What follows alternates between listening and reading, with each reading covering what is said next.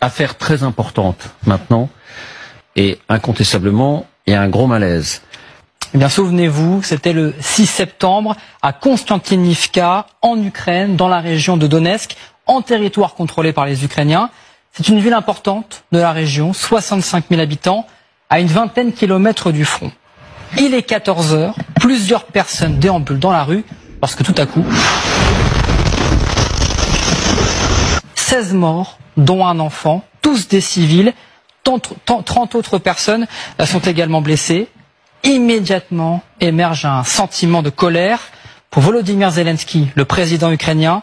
Les terroristes russes ont visé le marché. C'est la marque, selon lui, de l'inhumanité totale de Moscou. La communauté internationale lui emboîte le pas. La ministre allemande des Affaires étrangères, Annalena Baerbock, évoque une attaque contre le droit international et l'humanité. Pour la diplomatie française, la Russie est une fois de plus coupable de crimes de guerre. Aujourd'hui donc, tout s'écroule. Ce missile venait d'Ukraine et c'est une enquête journalistique donc très sérieuse qui l'affirme. Oui, ce sont les journalistes du New York Times qui le démontrent. Alors sur quoi se base-t-il? Sur les éléments d'abord qu'ils ont retrouvés sur place, et ils ont également analysé seconde par seconde, milliseconde par milliseconde même, l'unique image de cette frappe captée par cette caméra de vidéosurveillance. À 14h04 et 8 secondes, regardez, avant l'impact, une seconde avant l'impact, les journalistes remarquent que 4 passants ici tournent la tête au même moment vers une seule et même direction, celle d'un bruit dans le ciel. Cette direction, c'est le nord-ouest, et ce qu'ils voient dans le ciel, c'est le missile. Or, le nord-ouest, regardez sur la carte, c'est en terre contrôlée par les Ukrainiens. Regardez le nord-ouest. Et juste ici, il n'y a pas de position russe là-bas.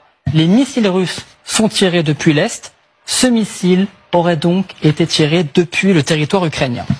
Deuxième indice de cette image, quelques millisecondes plus tard, on distingue le reflet de ce missile dans les vitres et dans les carrosseries de ces voitures, ici et ici. Là encore, sa trajectoire montre que ce missile vient du nord-ouest. À 14h04 et 9 secondes, le missile s'écrase sur le marché. Et c'est ce que montrent également les photos du cratère. Les analystes militaires sont formels. Les fragments du missile que l'on voit ici, juste à côté du cratère, proviennent tous de la même direction, celui du nord-ouest. Une coïncidence les a menés sur la piste.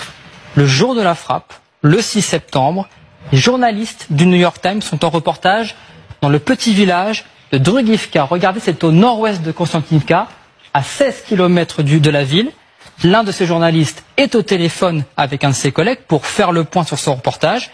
La conversation est enregistrée.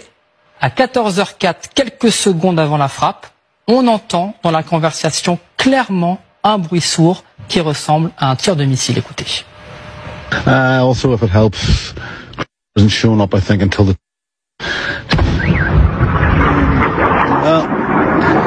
That was some outgoing. Yeah. All right. Catch you soon, pal. Et élément supplémentaire, lorsqu'ils inspectent les abords du village, ils découvrent ces marques de brûlure au sol, caractéristiques des traces laissées par ces batteries antiaériennes Buk. De toute évidence, une batterie a été installée là récemment.